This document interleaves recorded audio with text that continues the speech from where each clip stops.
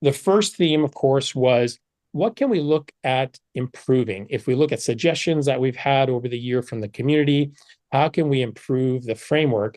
And of course, given that the framework 2024 was such a large update, we also wanted to be sensitive to that and ensure that we weren't necessarily moving the goalposts again. So we wanted to make incremental changes. And a conversation I had with an application team locally here today, they come to us and say, hey, we as a team, as a sort of community, we need these capabilities for you for our scope, whatever that may be, the service that they provide to our business. And I think that is really what is sort of going to be the main way of interacting with our organization and with our landscape internally, is having that conversation and enabling these teams, these communities really within the organization. I really, really like the way this principle is reworded. Well done. I think really we just have the skill set, and once people are seeing it and come across problems that we could be useful, I think they're reaching out more and more. And again, we don't have to be experts on all the things. We're just never going to be. And we often find ourselves having to sort of dig into something brand new. But I mean, we're all sort of data analysts in a sense, and it's just different data. And so I think we're just more often getting called upon for a skill set to apply to different areas. We see now is that we do it on a much more granular level. And that's what we learned actually from doing it on public cloud. We had data center capacity planning indeed for years already, but we're doing it not very granular. We were still waiting a lot for the teams to give us input. But I think now we're leveraging a lot more of the processes that we build in FinOps. We're also making that into one concrete process, which is a lot more easy to act upon for our customers. And so I think that granularity is key for us. Good morning and good afternoon, good evening, wherever you are joining from. My name is J.R. Stormont, and I am Executive Director of the FinOps Foundation. I'm very, very, very excited about this summit. This is one of my favorites of the year. This is probably my second favorite summit of the year. I think State of FinOps might be my favorite last month, but we'll debate that later. Quick rules of the road before we get started. This is going to be an interactive session at the end, so please consider coming off mute and video later at the end when we do Q&A. For now, please do utilize the chat. When you do share thoughts, please be brief, leave room for others. Remember, this is an open forum, so no confidential information, and please be kind, inclusive, respectful, and don't do any sales pitches in any format. This is the second FinOps Foundation Summit of 2025, and this is the big summit where we share all the work that the community, the ambassadors, Technical Advisory Council, the staff has been working on around the FinOps framework changes each year. For those of you who are new to the FinOps Foundation, we are a part of the Linux Foundation, and we are a program that is focused on advancing the people who manage the value of cloud. That is all the practitioners doing the work of FinOps. We do that through connections and community, such as this call. This call is the beating heart of the foundation. We've been doing these monthly summits since 2019. Education and certification and training, as well as best practices and standards, which is really what we're focusing on today with the FinOps Framework updates. In the next 60 minutes, we're going to cover a lot of things. We're going to talk about those updates. We're going to have an ambassador panel. We're going to talk about FinOps X. We're going to hear from Vishal and NTT as well. Thank you to all of the premier members of the foundation who help support and enable the programs within the foundation. These are a mix of practitioner organizations. They are vendor platforms, they are clouds, GSIs, enterprises, a wide mix of people around the world. And wanted to especially give a thank you and shout out to our ambassadors. So there are nearly, I guess I could say nearly 100, there's over 80 FinOps ambassadors who are practitioners focused on FinOps who have gracefully agreed to share their knowledge, to contribute to the local regions, and also be representatives of the FinOps Foundation practitioner community. So I wanted to welcome a few of those folks to a couple introductions. First one we have is Jonathan White from University of Central Florida. Jonathan, welcome. Thank you, JR. My name is Jonathan White. I'm from the University of Central Florida. We're one of the largest universities in United States, and I have been solely focused on FinOps at the university for about 2 years now, and probably involved in FinOps for almost the entire 9 years that I've been here. We have a FinOps practice of one person, which is me, but I am very engaged in the higher ed community with lots of my peers across the university. I'm excited to integrate them into all the great things you guys are doing here in the FinOps Foundation. So happy to be an ambassador. Welcome, Jonathan. Great to see higher ed represented in the foundation. Also wanted to welcome Carolina from Swedbank. Carolina. Thank you. Hi, my name is Carolina, and I'm living in a very small and beautiful country in the northern East Europe, Lithuania, part of the Baltics. I work for the Swedbank, and the leading Swedbank for the people, for the customers, where I'm dedicated to cultivate and foster meaningful FinOps capabilities, as well as one of my passions is attracting and developing and promoting women in FinOps. Currently, we are accelerating the implementation of Focus to our reporting process, and I'm very excited to connect with you all and become ambassador. Excellent. Welcome. And thank you for your contributions here and also to the Women in FinOps event that we had earlier in the month. Excellent. So also wanted to give a shout out to Ruben Vanderstock and Dean Oliver from the FinOps Foundation team, who were recently in Brussels, and they were invited as the only non-government agency to attend the European Parliament event, where the European Parliament and Commission was spending a whole day on Focus, the Focus specification.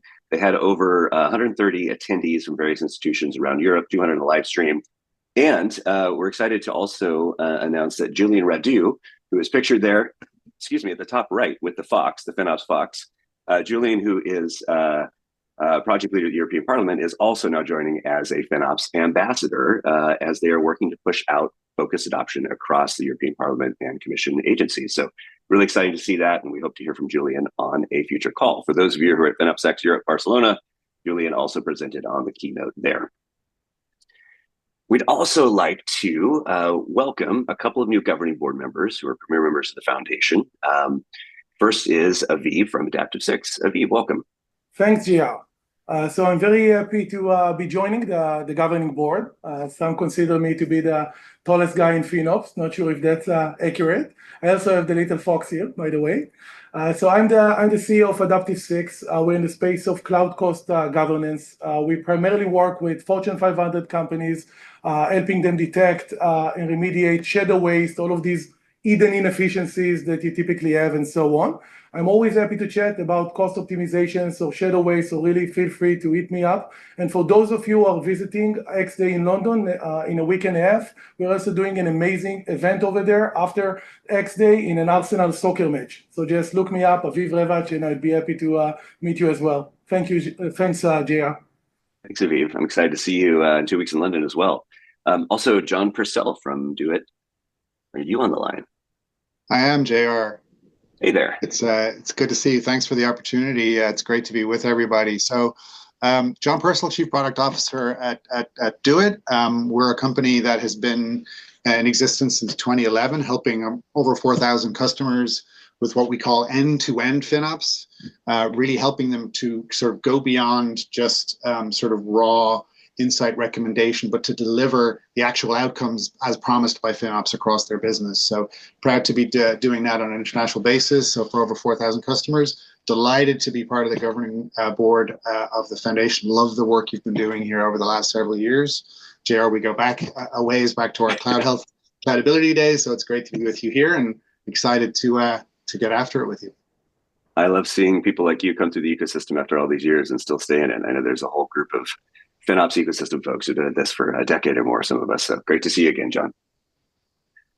Also, a big shout out and thank you to our Technical Advisory Council. This is the group that votes on best practices and standards tied to the FinOps framework. This group has been working tirelessly along with the staff and the end user ambassadors over the last few months to work through framework changes or continuing to evolve that as we go. I also wanted to share some content drops. This is one of the hottest topics right now, FinOps for AI. Notice that it's not AI for FinOps. We're talking about how do you use FinOps to better manage your AI. And State of FinOps data showed in the last round that 63% of organizations are now managing AI spend as part of their FinOps practice, and they're expecting that to go up to 96% next year. That's up from 31% last year. So this has become a common part of the FinOps practice. The FinOps Foundation Working Group on FinOps for AI, staff sponsor Rob Martin and Brent Eubanks, who's the practitioner leader, they have put out 6 papers already this year, maybe in the last 4 months, a little more than a year. There's so much content coming out about this, and there's a FinOps for AI training coming. So please go check the links in the chat. I posted this on LinkedIn yesterday. There's so much good content coming out of this. This is something that all FinOps practitioners need to get ahead of, is managing AI costs in their organization. And how could I not bring this up? Your best chance this whole year to advance your career, to meet your fellows, to get the best latest content, to dig more into all the updates we're doing, to get the hallway track. Many of you have found jobs at this conference. I've seen people find new roles. I've seen people hire new people. There are 50 plus vendor sponsors. If you're looking at any tooling or services or anything, the expo hall is going to be your best source to get views into everything. There are 4 clouds in attendance with their product leaders. You can meet VPs of product from all of these clouds. Amazing conversations, networking. Please do register for FinOps X. This is your best chance this year to connect with the community. There are now 120 speakers for FinOps X. That's the scale of the conference this year. Nearly 2,000 attendees is the target for this. Lots of content, breakout sessions, 3 full days. There's a pre-con that's been added with extra. For those of you arriving early, there's chalk talks, interactive networking, great party for you to come together. Tons of talks still being posted. Please go register. This will sell out. It does every year. The timely thing right now, you need to get a hotel room. The hotel block is filling up fast. You want to say, we have the entire hotel this year. Those rooms will fill. There are hundreds fewer rooms than we have attendees. So if you want to stay at the hotel, go get room block right now. And if somebody can post that to the chat, that would be great. All right, with that, let's get to the meat of what we are here to talk about today. Every year since 2021, the FinOps Foundation and the Technical Advisory Council, working with all the ambassadors and practitioners, take a look at the best practice state of the industry. This comes from the State of FinOps, which launched last month. We pulled a lot of data you're going to see from that. It comes from talks at X. It comes from conversations in these summits. It comes from practitioners doing working groups. All of this stuff is pulled together, looked at and evaluated to see what's not just kind of happening off to the side, but what's become a part of the FinOps practice as of today. This is not meant to be a forward-looking framework. It is meant to be a documentation of what is happening with practitioners today. And today we're really excited to go through the changes that have made their way into the FinOps practice over the last year for the majority of you. With that, would like to welcome Vasilio Markadastakis, who is our staff sponsor of both the FinOps Framework and working with the Technical Advisory Council on making these changes. Over to you, Vaz.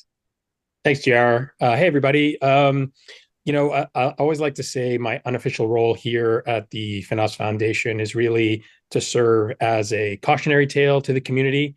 Doing FinOps without having the FinOps framework will make you look like this, and it's not pretty. So I'm really happy to talk to you all about the FinOps framework so you can avoid my fate. So as JR said, for folks that maybe aren't familiar with the FinOps framework or maybe haven't spent a lot of time thinking about the FinOps framework, really the FinOps framework is about making capabilities available to the community and providing a flexible framework that's not prescriptive so that you can decide what's a priority for you based on your business strategy and the value that you see at this point in your FinOps journey. As JR mentioned, the FinOps framework is, I like to say, for the community, by the community. It's developed iteratively. We look for signals in the community in terms of what folks are working on, what their challenges are, and where they've had successes. And we use that to inform updates on a yearly basis. And we very much look at the FinOps framework as a building blocks. We certainly did not design the framework with the intention that you would implement every capability, for example, but instead you would select the capabilities, the personas, and the priorities that fit your needs best. And if you go to the next slide, JR, the next slide, I think, talks a little bit about the process, right? As we already mentioned, for us, the State of FinOps data is a really great input in terms of getting a sense for what folks are focusing on. But also, when we have events like FinOps X and we do a call for papers, it's really interesting to see the talks that are submitted, to see where folks are spending most of their time or what really excites them. And then, of course, for me, the biggest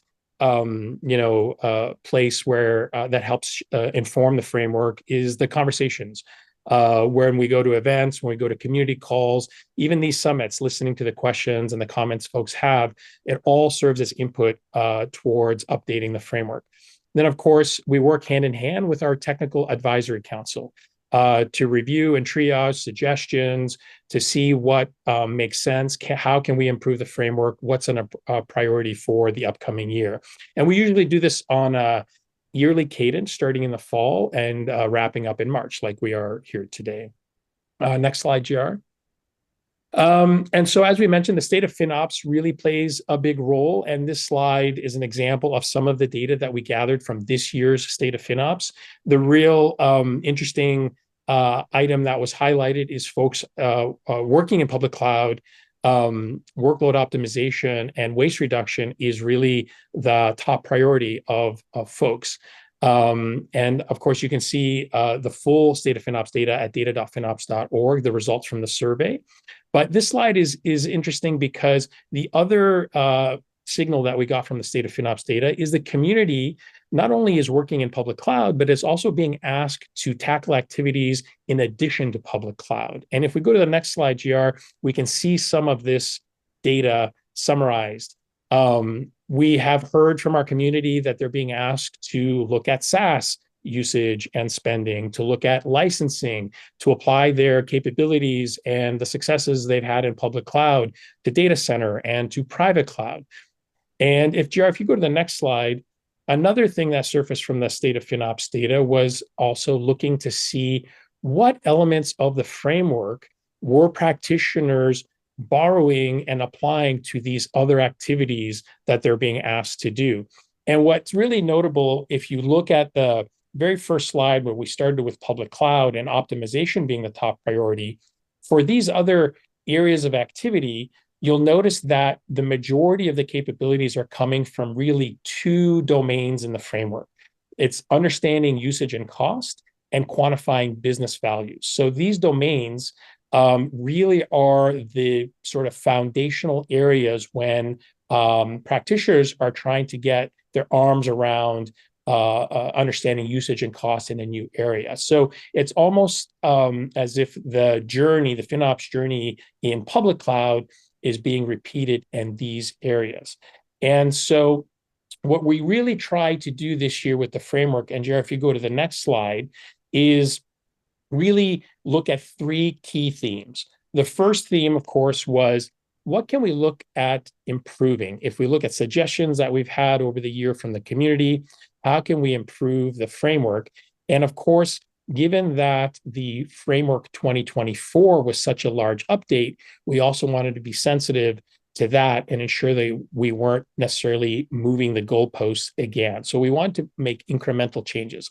The second theme was really reflecting what we were seeing in the community. So as we saw in the last couple of slides, how do we acknowledge the fact that folks are working in public cloud and being asked to tackle activities in addition to public cloud and looking to apply the framework to those activities?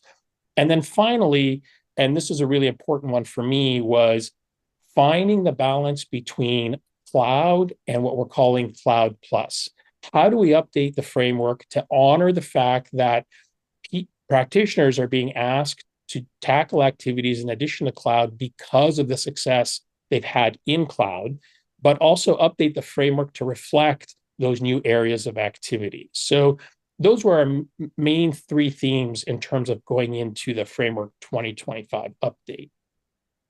So if you're not familiar with the framework, this slide is really illustrating the main components of the framework, and highlighted are the areas that we've touched. We introduced a new concept called scopes, meant to represent these cloud plus area, updated domains, capabilities, and principles really to align to the new concept of scopes. And JR, if you go to the next slide, I think we have a bird's eye view. Essentially, this represents all the elements of the framework from the previous slide, and highlighted in yellow are the areas that we've touched. So along the top, you'll see that we've slightly adjusted the definition to align with this new concept of scopes.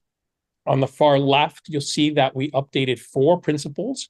And again, this was to align to the concept of scopes, the introduction of scopes themselves, which is on the far right, and then the domains and the capability that we touched. And we're going to take a moment now to kind of walk through each of these changes in turn. So let's start with the definition. So the definition remains mostly unchanged, except with the addition of the words and technology. So there's 3 main components to the definition, right? So FinOps is an operational framework and cultural practice, maximizes the business value of cloud and technology, enables timely data-driven decision-making, and creates financial accountability. Those are really the essence, the 3 main components of the definition, and we made a slight adjustment to acknowledge this cloud plus theme. So the next area that we touched, if you go to the next slide, JR, were the principles. And again, you'll see very much this notion of balancing cloud and cloud plus. So you'll see we added technology in places that made sense in terms of, and replaced the word cloud, but we also kept the word cloud to acknowledge the unique nature of the FinOps practice in public cloud. Now, the one thing that I would love to highlight really quickly on this slide is the 4th and 5th principle here. FinOps data should be accessible, timely, and accurate. So as the practice of FinOps looks to include activities in addition to cloud, we want to make sure that we have access to data sources, that the data that we're pulling in and consolidating in order to build our reports, in order to do our forecasting is accurate. And of course, the time-honored tradition of having timely data. And then the last one I'll highlight from this slide is a centralized team drives FinOps has been updated to be FinOps should be enabled centrally. And the reason we did this was we had feedback from the community that the principles seem to imply that you can't really start building your FinOps practice unless you have a dedicated team. And I know from my own experience, if your organization is large enough to have a dedicated team, that's great. But for a lot of us, our organizations are small, and FinOps might be one person's job, and they may be wearing multiple hats. And so what we really wanted to do was ensure that we're reflecting that and being as inclusive as possible in the principles. So the wording was updated there. All right, so let's go to the next one. The next couple of slides are pretty straightforward. Again, in this particular case, 2 domains were updated in order to acknowledge that we're in a cloud plus world. So we said we want to understand all usage and costs that are being taken into consider for the FinOps practice. And we also want to optimize all usage and costs for any usage and costs that are part of the FinOps practice, not just cloud. And then finally, a policy and governance capability, we've updated it again. We want to apply this capability across all the different scopes that the FinOps practice is tackling, not just for public cloud. All right, so those are the big ones. Now, I'd love to just dive deep a little bit on the new concept of scopes. So we've defined scopes as a segment of technology-related spending to which FinOps practitioners apply FinOps concepts. But what does that really mean? It really means, how do you look at the framework, and in a world where you're being asked to tackle activities in addition to cloud, such as SaaS or licenses, how do you then apply the framework to those new areas of activity? So JR, if you go to the next slide, we can kind of visualize this as if we're going to consider a scope, we really want to make sure folks understand that when we talk about scopes, it's not just about a data source or a type of infrastructure, whether that's a data center or public cloud, but a scope can go across multiple types of spending, like containers or AI or it could be just private cloud. Really, a scope is defined by the community. We saw earlier that what's driving this introduction of the concept of scopes is the conversations we're having with the community, the results from the State of FinOps data, and even the presentations that are being submitted for our events. Folks are talking about how they're applying the framework to other areas. And so really, scopes is defined by the community, not by us. Our job, as I like to remind the TAC, is really about how do we help the community apply the framework given the challenges they're being asked to take on. And then finally, scopes are really driven by the business and the technology strategy of your organization. So what one organization might decide to do in terms of tackling AI as a scope and applying FinOps concepts to it, another organization may not. They may choose to just look at AI through a public cloud perspective. And so the idea is really, once your business and technology strategy sets priorities, you will include or exclude areas of the framework, whether that's personas, capabilities, what have you, data sources, and you will then apply those to whatever it is your business is asking you to tackle. And what's really interesting about the concept of scopes is a scope, you can have multiple scopes as part of your FinOps practice. Each scope will set its own KPIs, its own success metrics, and as I mentioned, which personas and capabilities will be included or excluded. Now, it might be a little bit easier to visualize this concept, and maybe the next slide might help with that. If you go to the next slide, GR, what we're really trying to do here is illustrate the idea that you can have infrastructure, as we see across the top, public cloud or data center or private cloud, but you can have different technologies or even things like are related to technology like licenses.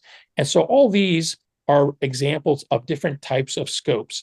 And for each of these, different capabilities, different personas, different KPIs, success metrics, and even the maturity level will be selected individually for each scope. And this is just kind of drilling down even a bit further to show that the characteristics of each scope will help you build a profile for that scope. And so as we saw earlier in the slides, the results of the State of FinOps data showed practitioners were tackling SaaS, licensing, AI, data center.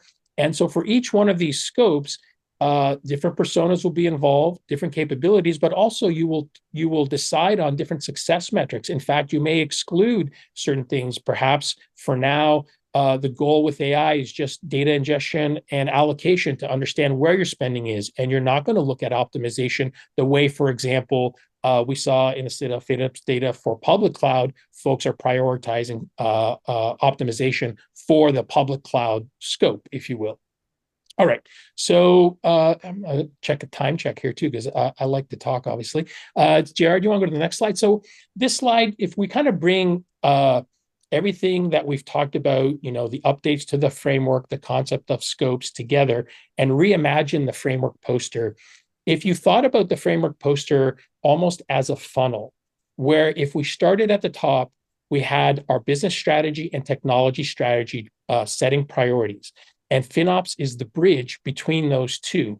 And working our way down from the top, we see the first row here are different areas of activity. Traditionally, it's always been public cloud, but we now know in a cloud plus world, folks are being asked to tackle SaaS or data center or licensing. And that sets the scope. And then from there, we look to see which personas, which domains, and which capabilities are included or excluded.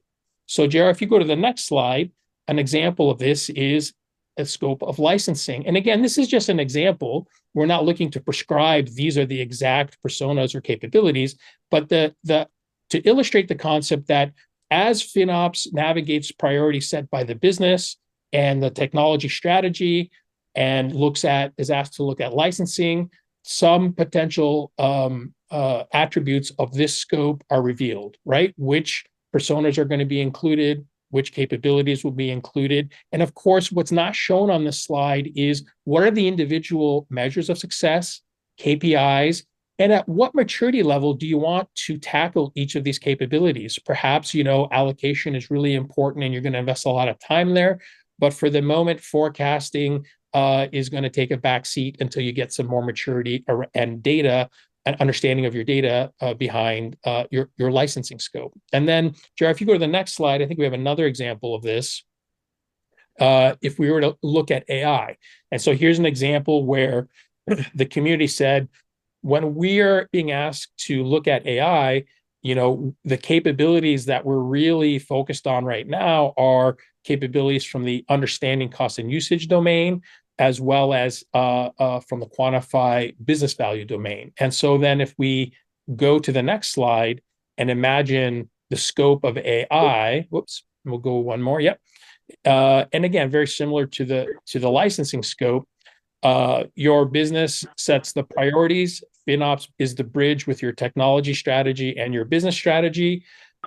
We establish a scope of AI, and we see what personas, domains, and capabilities are included or excluded. And I want to pause here and just really, call it the fact that really scopes is about helping practitioners frame conversations and set expectations around how they're going to bring value to the area of activity they're being asked to take on, right? I always say, nobody woke up and said, we need to replace our data center management with FinOps, but they are asking FinOps practitioners to help with getting value from their data center.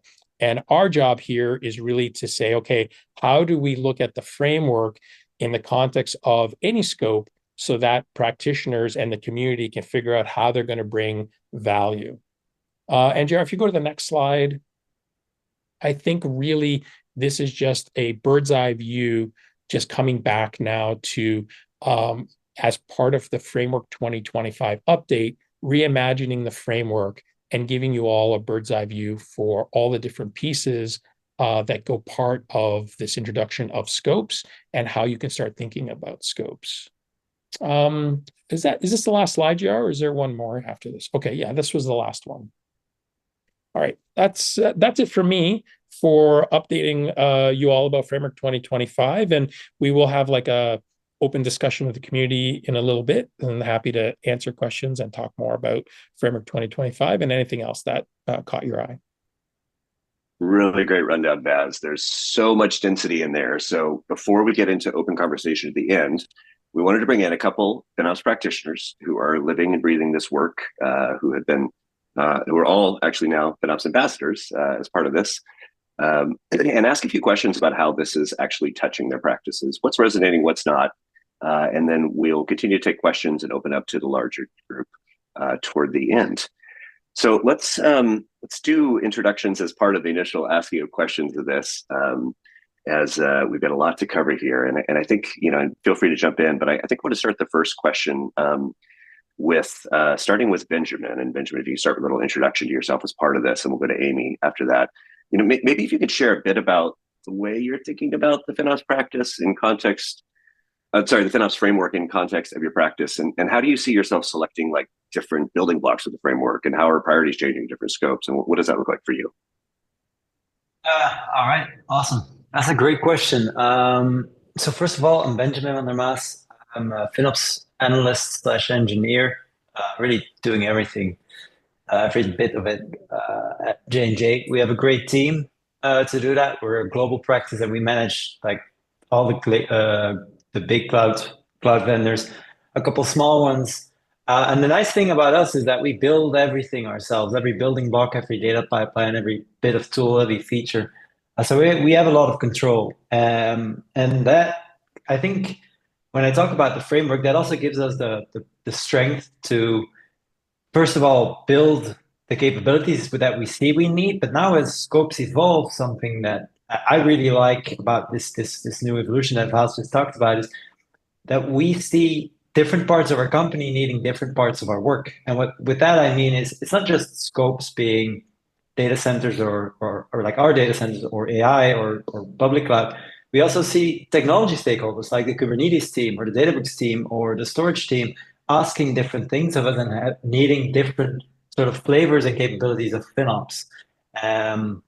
And really, as I was thinking, because I saw the Inform, Optimize, Operate sort of cycle up in the corner there.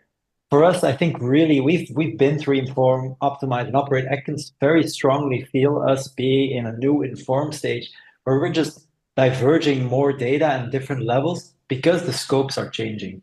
Because it's not just for cloud, but also for the different technology parts of our organization. I hope that answers your question a little. Yeah, definitely. I think so. And would love to get Amy's take on that as well.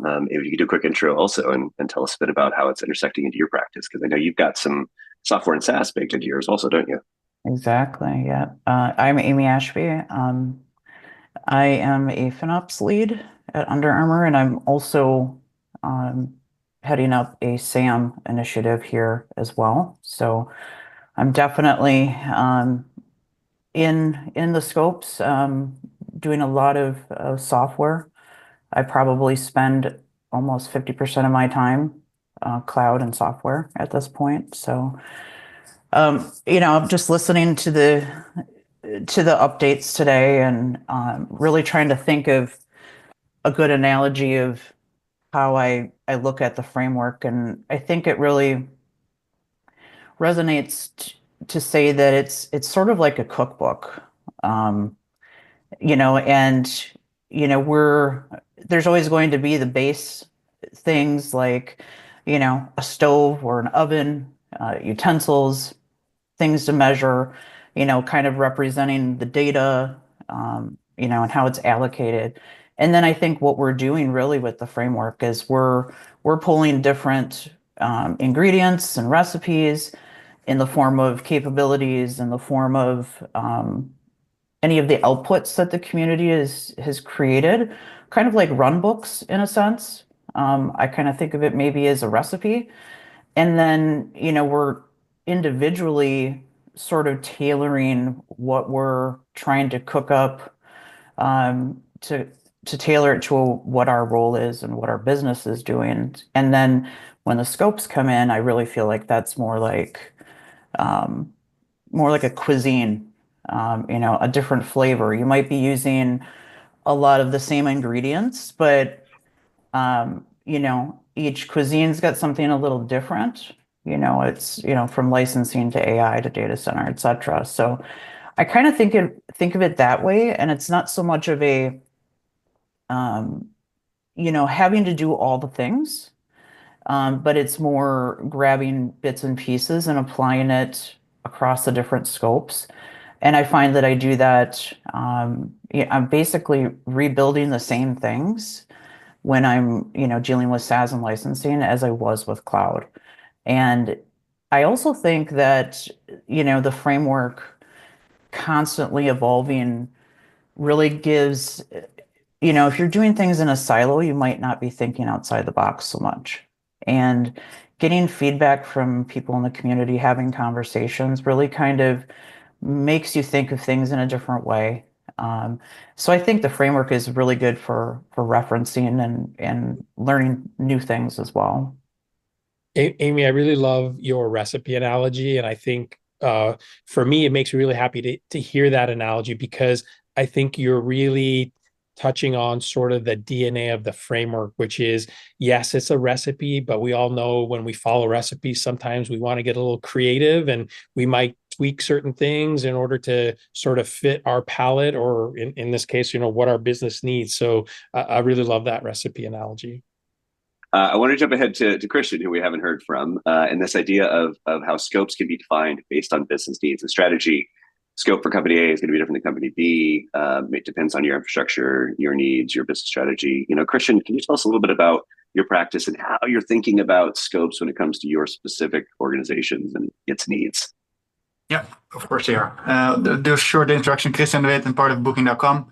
We're happy to be one of the premier members also of the FinOps Foundation, and with our parent brand, Booking Holdings, based out of Amsterdam, and happy to be here today. So yeah, to answer your question, JR, we really see that a lot more teams are coming to us these days, also asking, hey, you showed the cost of public cloud so good, and all the way back to the detail. Why can we not get this for our SaaS products as well? Or why can we not get it for our data centers? So we see more and more capabilities actually coming to us, to the FinOps team, and also asking us to replicate the same visibility, but not only the visibility, but also the forecasting and budgeting processes as well. So we really see a lot of different capabilities actually, because I think we also did quite a good job of setting that up for public cloud, and we're able to really make it happen for the rest of the company. They're coming to us now and saying, hey, yes, we also have other technology spent within the company that we would like to attribute to our customers as well. And it's not only what we see that it's attribution to our customers or our internal customers, but it's even the business teams wanting to know more about their spend. So while they know a lot more about their public cloud spend now, they also want to know, okay, but public cloud spend's not only my cost for my product, but I have a lot more other cost pools as well that make up my complete product. So that's where I think there's a lot more demand, at least for us, to really get FinOps scopes more out there for the rest of our internal customers. Excellent. Thank you. Benjamin, what's your take here? So can you repeat the question? Oh, sorry. I was thinking about Christian's answer. And, yeah. So good. So Benjamin, like looking at scopes, how does this relate to your organization? Like what scopes are you looking at? What activities are you trying to tackle as part of this? I think this was where I sort of got lost in thought, because what Christian mentioned is about people coming to us and saying, hey, this is great that you're doing this. Can we get this for other parts of our IT landscape? And this is something that we're actually seeing as well. It's coming up in migration conversations. It's coming up in application owner conversations where people say, hey, this is wonderful and we need more of this, where we don't have control over this. So one thing that I think, to add to what Christian is saying, that I want to add there, is that we're also trying to take this as an opportunity to help our teams build this internal mindset of going to their suppliers or to the data center stakeholders and saying, this is what we need from you. This is what we need to govern our application, our product. And doing that by sort of setting the example. I think that is really also a new thing that is evolving for us as we have that advanced insight into the data, is helping teams ask more or expect more from vendors and from SaaS from SaaS products as well. We do really support them in that conversation. Amazing. How about you, Amy? Yeah, I mean, I echo what they said as well. I think really we just have the skill set, and once people are seeing it and come across problems that we could be useful, I think they're reaching out more and more. And again, we don't have to be experts on all the things. We're just never going to be. And we often find ourselves having to sort of dig into something brand new. But I mean, we're all sort of data analysts in a sense, and it's just different data. And so I think we're just more often getting called upon for a skill set to apply to different areas. So let's dig a little bit into that. I mean, so scopes defined by the company needs, company strategy, could be a mix of different types of infrastructure types, could be a single infrastructure type, could be across multiples, if a company were to say to define one for AI.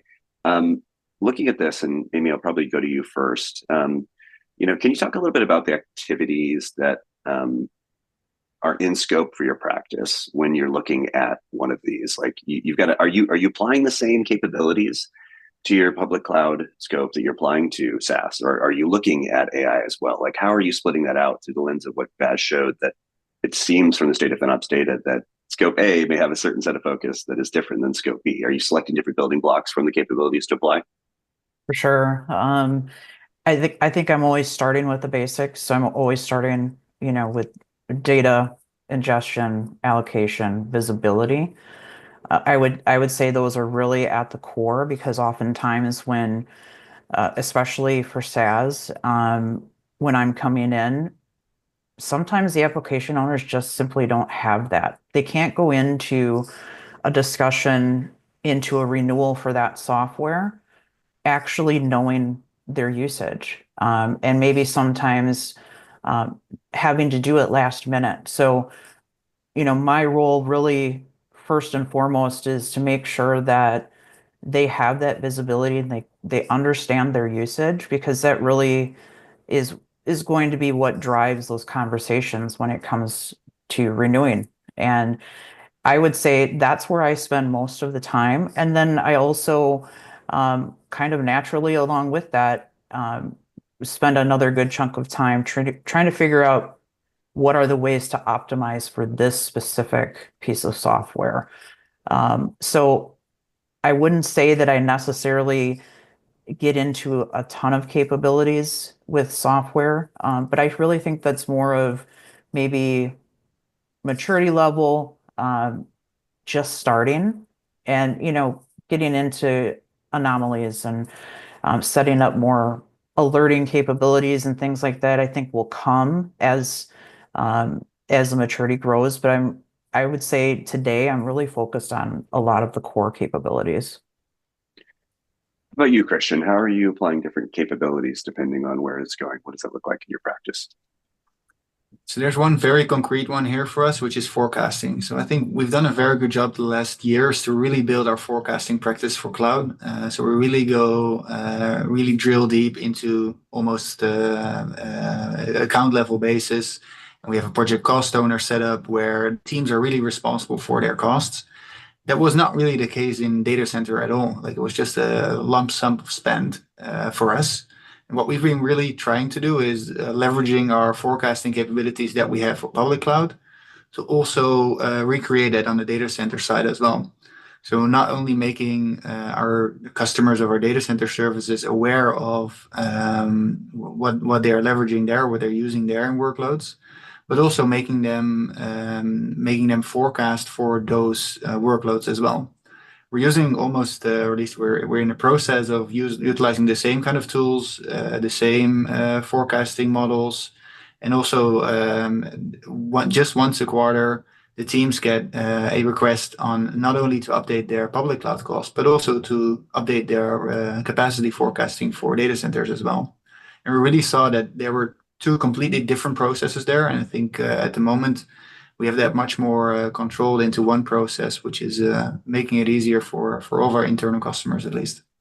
Okay, so I want to challenge you though a little bit here, the question. So everybody always says, well, but I mean, capacity planning and data center management has been around for decades. Like, this is all stuff that's done. It's a solved problem. You don't need any of this FinOps stuff. That's all like cloud related. And like, what is different? Like, what is different than what you've done historically? We see now is that we do it on a much more granular level. And that's what we learned actually from doing it on public cloud. We had data center capacity planning for years already, but we're doing it not very granular. We were still waiting a lot for the teams to give us input. But I think now we're leveraging a lot more of the processes that we build in FinOps. We're also making that into one concrete process, which is a lot more easy to act upon for our customers. And so I think that granularity is key for us. Excellent. Thank you for that. Benjamin, last word here. What sort of priorities are you applying differently in different scopes and different capability focuses? So I want to sort of turn that question on its head, and I want to pick out two statements that Maas made. Because right, the new way to phrase one of the principles, FinOps should be enabled centrally.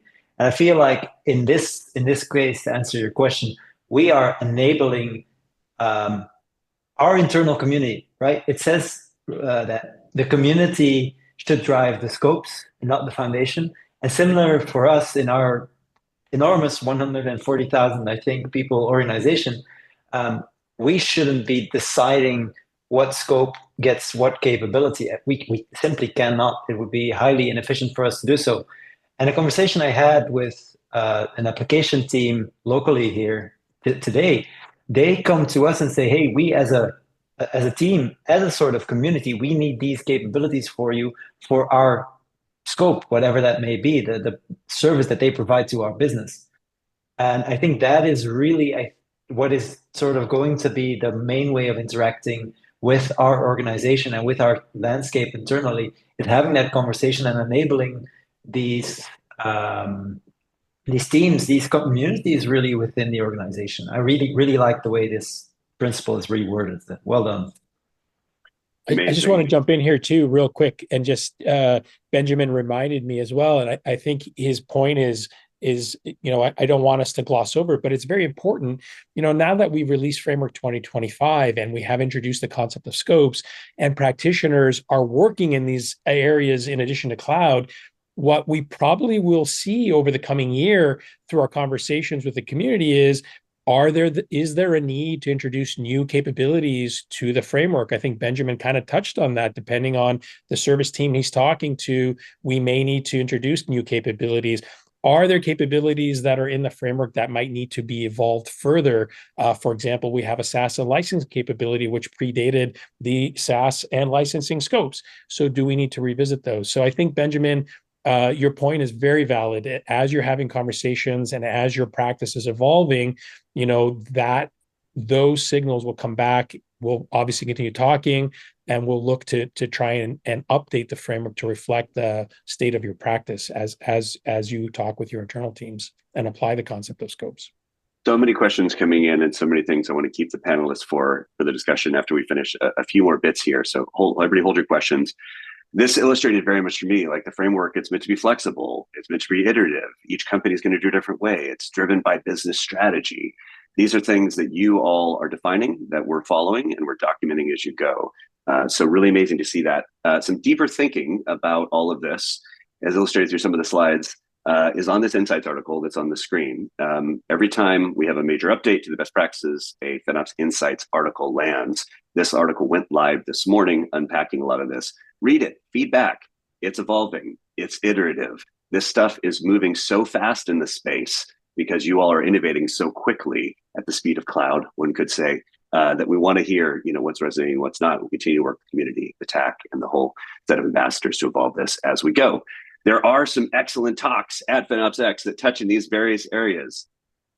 If I'm not driving the point home hard enough, the best way to advance your career this year is to come to the conference and meet these people and have the hallway conversations. That's where the magic happens, in the hallways, in the bars, in the breakfast line. Get to the conference and have these conversations. It is not the same online. Let me tell you, it's not. It's one of the hardest things we do each year to get everybody there, but it is so worth it, and you will not regret coming. All right. Well, I want to pass over to Stacy Case from our training team to share some updates about training and certification. Stacy Case. Thank you. I like that you used both my first and my last name. That's very important. Thank you. You're a very important person. Thank you. So what I want to do real quick, every time someone gets a certification and they post it online, I just want all of you, first of all, to know how much joy and happiness I get from that. I love seeing people in our community celebrate their wins, and then to see the love that piles on top of that. It's hard to believe that when we launched the first certification, which was FinOps Certified Practitioner a few years ago, how many people worldwide would start taking that certification and all the other certifications that we've offered since then. And then, of course, to see how that's really starting to shape your careers and how it's impacting what you're doing, not only in your FinOps practice, but also in your individual journeys and your career journeys. So I'm always excited to see that. So I just wanted to pop this up here so you guys get an idea of what's going on out there, how we have people from Japan, Brazil, Norway, Nepal, the UK that are getting their certifications globally. We are in this community that is a global community, and it's just an amazing thing to see. Now, my gift back to you, now that we've announced the Framework 2025, if we go to the next slide, is we very rarely do this, but every now and then, a couple of times a year, we do offer a promotion. And to celebrate launching this new era of Cloud Plus and the update to the Framework 2025, we're going to do a 25% off promotion. And that's going to be good for the self-paced courses with certification exams, the Practitioner, Focus Analyst, and Engineer, your choice. Just use Framework 2025 when you go to checkout in the code, and that's going to give you 25% off. This code is good for a week. And you might be thinking, should I do this? Should I do this or wait to buy a training later? Well, I'm going to let you know that we're in the process of updating all of our training to reflect the changes of 2025 framework.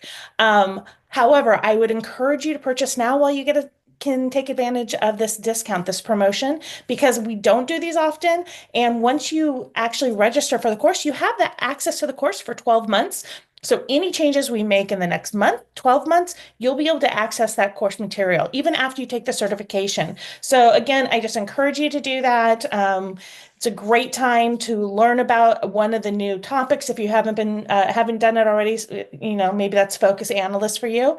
And again, just keep celebrating. Put those out there on LinkedIn, on Slack. We want to celebrate with you. It brings all of us great joy to see that happen. Thank you so much, Stacey Case. Appreciate all your effort and work. Thank you, J.R. Stormont. Thank you. For those who don't know, Stacey was the first full-time employee as part of the FinOps Foundation way back in 2020 as our VP of Professional Development, and has been on this journey with me from the beginning. So always a pleasure to hear from you, Stacey Case. With that, I want to pass over to one of our premier members from NTT Data. Vishal has been implementing a lot of this stuff in the real world with their customers, and wanted to give him some time to share a bit about how that looks out there in the real world across what they're seeing and how it touches scopes, how it touches sustainability, how it touches SaaS, and all these different areas. Vishal, over to you. Amazing. Thank you, JR. I really appreciate it. First of all, thank you to the FinOps Foundation for allowing NTT Data and myself a platform to speak and communicate. I must apologize if I'm sounding a bit nasally, and Suha and JR are very much aware I do have a bit of a cold, but on the up and up. So just to give you some perspectives as to what we're applying and what we're doing with FinOps in data center and SaaS, I just want to paint you a picture first of where NTT Data stands. So NTT Data, as you know, is a global business. We're the third largest data center services provider in the world and growing. We are adding a fair amount of services. We are adding a fair amount of power and capacity in our environment. Now, for ourselves and for our clients, and not just our clients' client, so the client's customer. JR, you can go to the next slide. Thank you.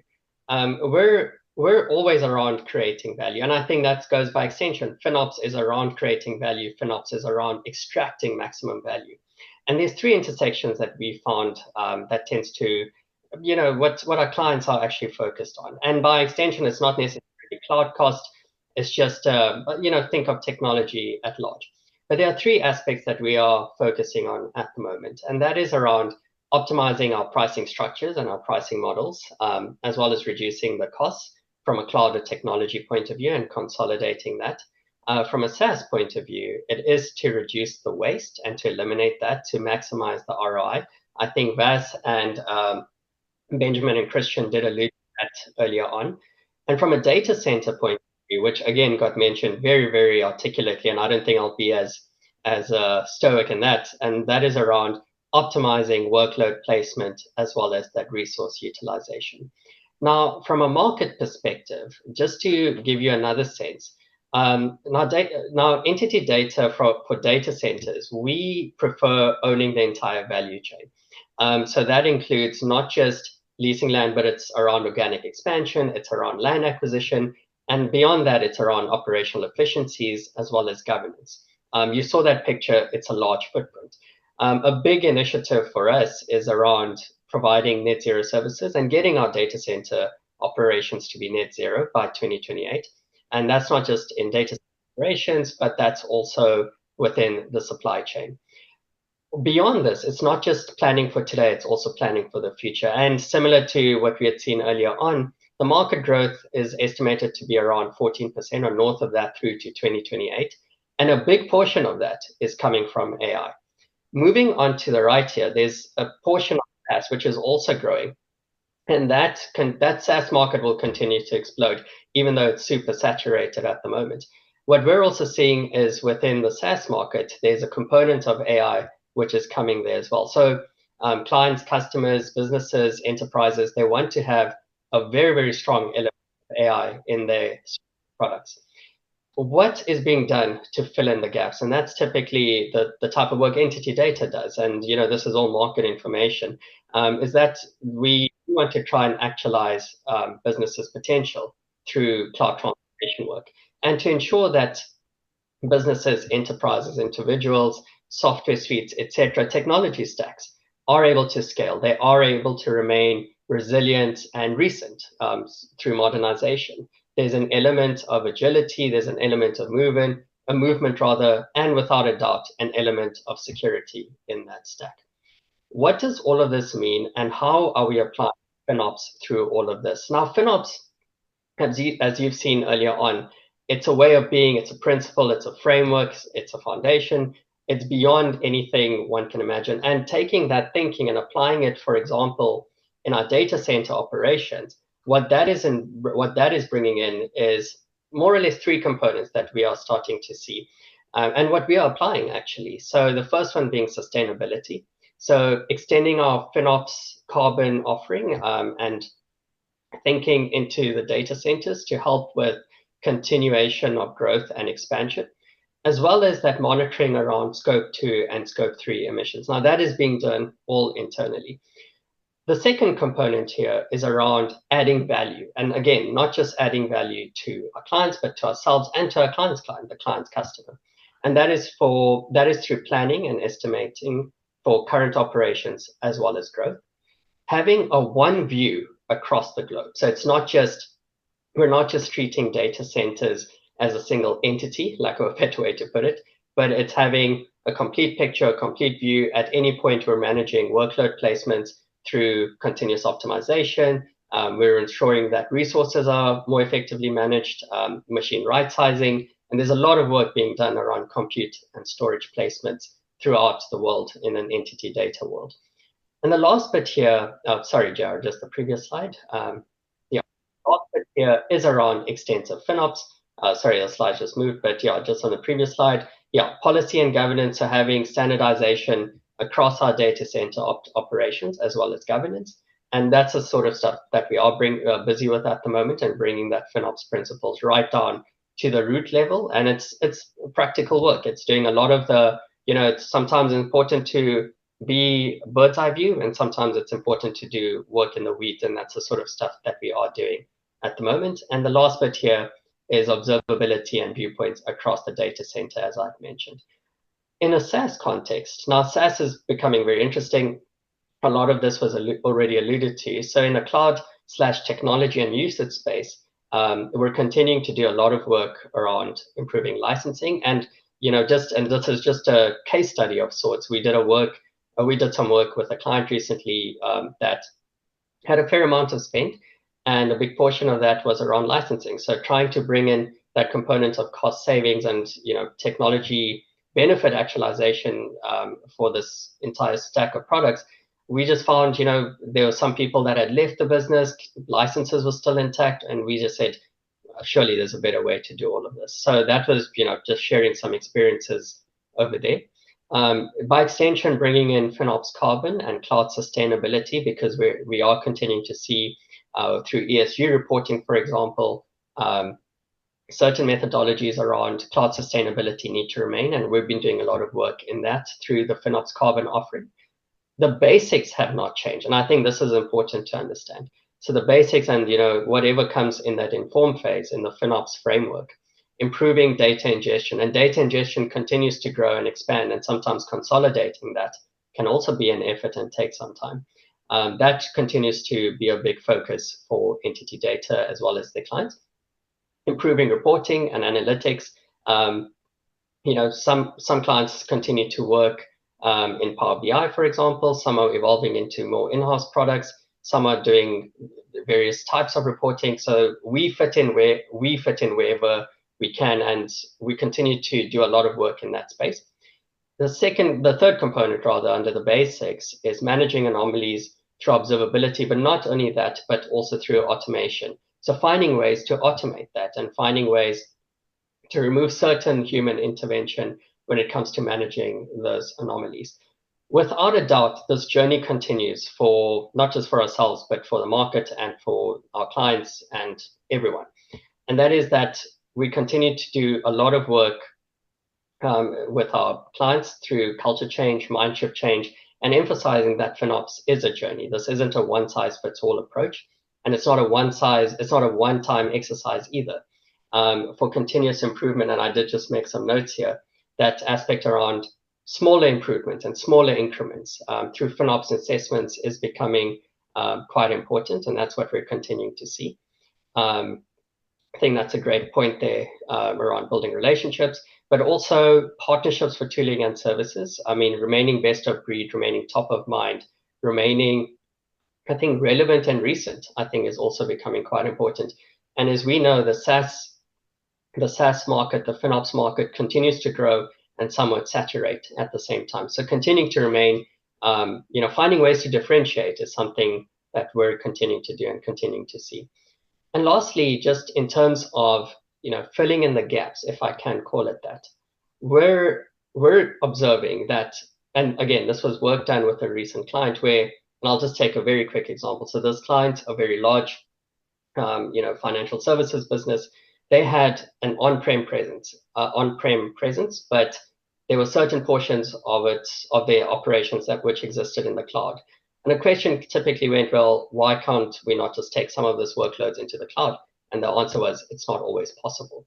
So having that aspect of multi-cloud or hybrid cloud strategies continues to be quite important. And there are shifts and movements that we are seeing there at this stage.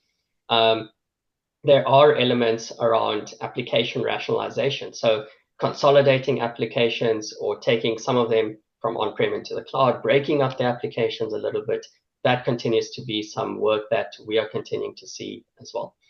And the last bit here is around AI. And I think it builds into what the FinOps Foundation is doing with regards to AI in the framework, is that whatever we do now, whatever advisory is done, whatever perspectives are provided, it is taking an AI first approach. So whatever is being done is done through AI, is being done through automation, etc., but also having visibility into that, because as we know, AI can also use a lot of workloads and take a lot of energy and bandwidth. So just with that, that just gives you a very high level perspective as to what we are doing from an application point of view around this work. Just at a glance, Entity Data does value a lot of the work that the FinOps Foundation is doing. Entity Data is a premier partner at this stage. We do have a lot of people that are involved in the foundation. I'm based in Toronto, and I've started getting more involved with the meetups here. And by extension, Bara, for example, as you can see there towards the bottom left, he's based in Barcelona, but he will be in the UK for FinOps X. But I just want to take a pause here, and of course, I'll answer any questions that come out afterwards towards the end. But I'll hand it back to JR, and thank you for listening to me, and thank you for giving us the opportunity. Thank you, Vishal, so much. Sorry we're running a few minutes late. You nailed your timing, so appreciate that. For those of you who are going to be at Google Next in 2.5 weeks, please consider joining us there. Foundation is hosting something with Google. It's a keynote watch party. We're not asking you to fight for all those evening parties. Go to your evening parties. We got a morning thing for you, morning and lunch. So please consider joining us on April 9th at Google Next. I'll be there as well as a lot of the team as part of the conversations with the Google product teams. We're about to get into the conversation on this call, but there are also a bunch of community calls. These happen every week all around the world. They're open to the FinOps community, the practitioners, the member vendors, to come in there and have conversations about all this detail. Sometimes they're topical, sometimes they're geographic.